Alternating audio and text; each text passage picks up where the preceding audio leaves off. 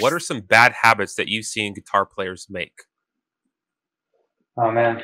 Okay, there's a long list of bad habits. Let's see if we can come up with the ones that make the biggest impact, the biggest negative impact. Okay, the first bad habit I would say is, honestly, I hesitate to say this because a lot of people will reject what I'm about to say before I explain what I mean. So actually, let me give you an example first then. Let's say you are in your car and you need to drive to a new city, but you don't know how to get to that new city and you don't have a GPS. So what do?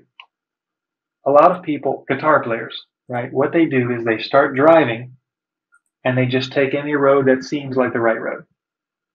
They'll go down this road or they'll go on this highway or they take this exit or they'll turn right at this light, and maybe somebody on the street who hasn't been to that city has told them, yeah, you should just turn right here. It's just down there, just down that street right there. But they don't really know because they've never been to that city, right? So what most guitar players will do, they'll literally just drive around. They'll drive around until they get tired, until they run out of gas, or until they spin their wheels and go around in circles, and then they'll put the guitar down, and then maybe they won't pick it up for a week or a month or a year or a decade, right? And then what do? They'll pick it back up. Something will inspire them. They'll pick it back up, and they'll keep driving around. They'll see a road, and they'll think that, oh, that looks shiny. You know, that looks like maybe that could be what I'm looking for. This thing over here, this path, maybe that's the way I should go. And the point is, what they end up doing is literally just driving around and just not getting anywhere. They take random roads, random pathways, and of course the example here is physically driving in your car. But if that's all you ever do, what are the chances of actually arriving at a new city if you just literally take random roads? It's probably very so close to zero we can call it zero, right? You're just not going to get there. But what is going to happen? You're going to get tired. You're going to get frustrated. You're going to run out of gas, right? You're going to spin your wheels. You're going to waste your time. And in my opinion, it's a mistake, yes, but it's also a habit. People get in the habit of not trying to seek out someone or something, some method or something that can show them step by step how to get to the new city, aka how to get where they want to go with their guitar playing, right? I heard one of the very first pro guitar player I ever talked to. He told this to me. He said, "Success is not an accident. You don't just stumble upon getting really good at guitar, right? There's a step by step process that you need to follow. Just like baking a cake, you have to do it.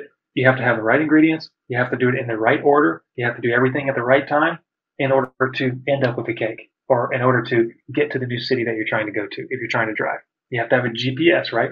So that's the number one worst habit that guitar players have, is constantly thinking that they can go to YouTube or go to buy books or things like that, and you can't teach yourself. There's no such thing as teaching yourself.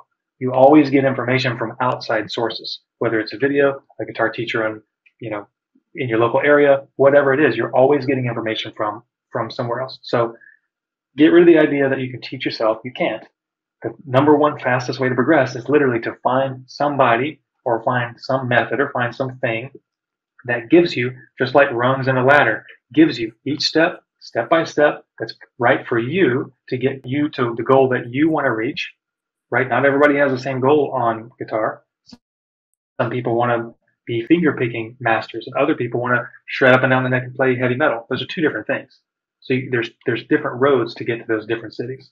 So that's my point. But overall, the number one worst habit, like I said, is thinking that you're going to figure it out yourself, and habitually going out there and trying something that just looks shiny, looks like the next best thing. Trying it, it doesn't work. You get stuck in a rut. You feel bad about it. That's a habit. Break that habit, right? That's the number one way to get where you want to go on guitar. Now, when it comes to other playing habits, I would say that if you find the right method, or if you find the right route, or if you have the right steps to get where you want to go on guitar, they say that's half the battle. That's more than half the battle on guitar, right? You're almost there. Now, when it comes to physically playing guitar, a lot of things that I see people do is they have a bad habit of trying to speed up when they want to play faster.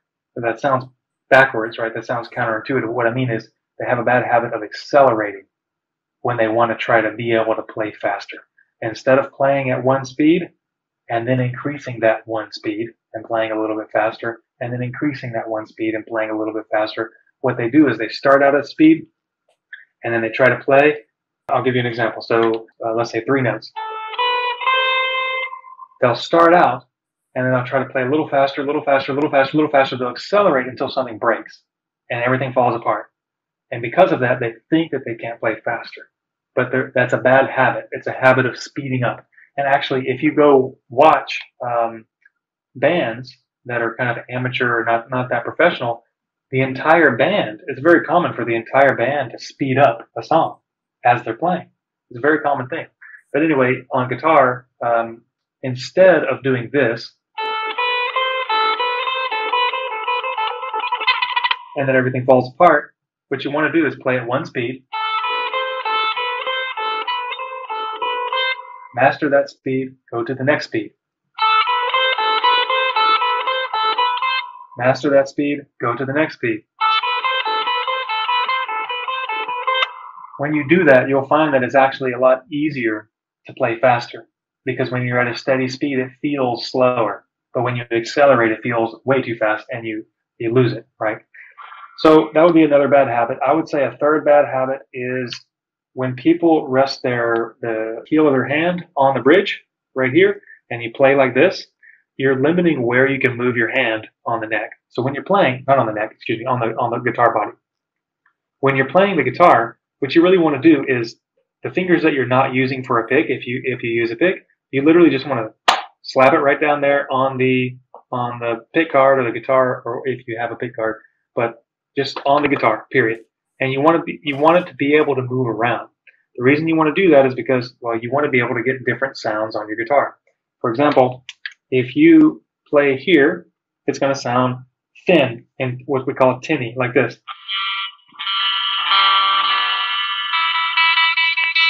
But if I move here, it sounds deep and more soulful almost.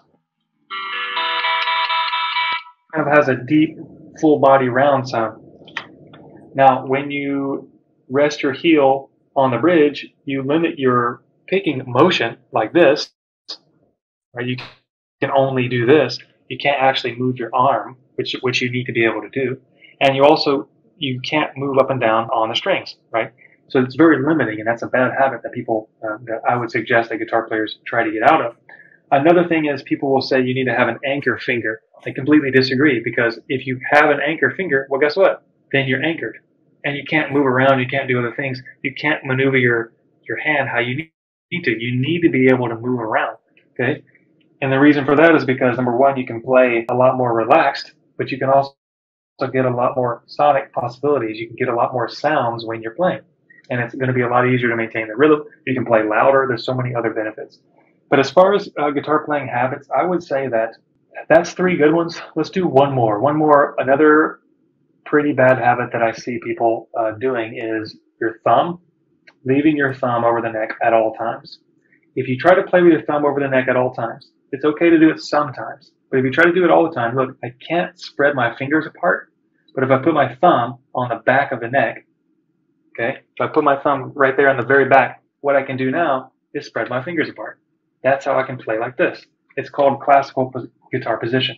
You don't have to play classical guitar to be able to play classical guitar position. It just happens to help your back and help your reach, so you can then reach a heck of a lot more notes. But if you do this, you're going to extremely limit whatever it is that you can play and how much you can stretch. And it also creates a lot of tension in your forearm, so it's going to feel like you're choking the neck. And I guarantee you, a lot of people watching this are going to be like, "Oh yeah, that's me. I definitely do that."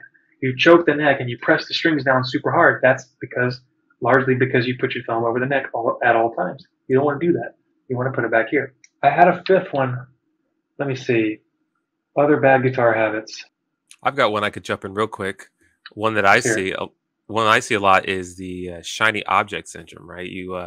someone sits down and they want to learn blues guitar, and then the next day they want to learn jazz, the next day they want to learn rock, and the next day they pick up their acoustic guitar and now they're strumming rhythm, and they can never focus. Like the ones who do the best or progress the furthest are the ones that can sit down and Yeah, focus on mastering one thing at a time instead of jumping around trying to learn everything at once.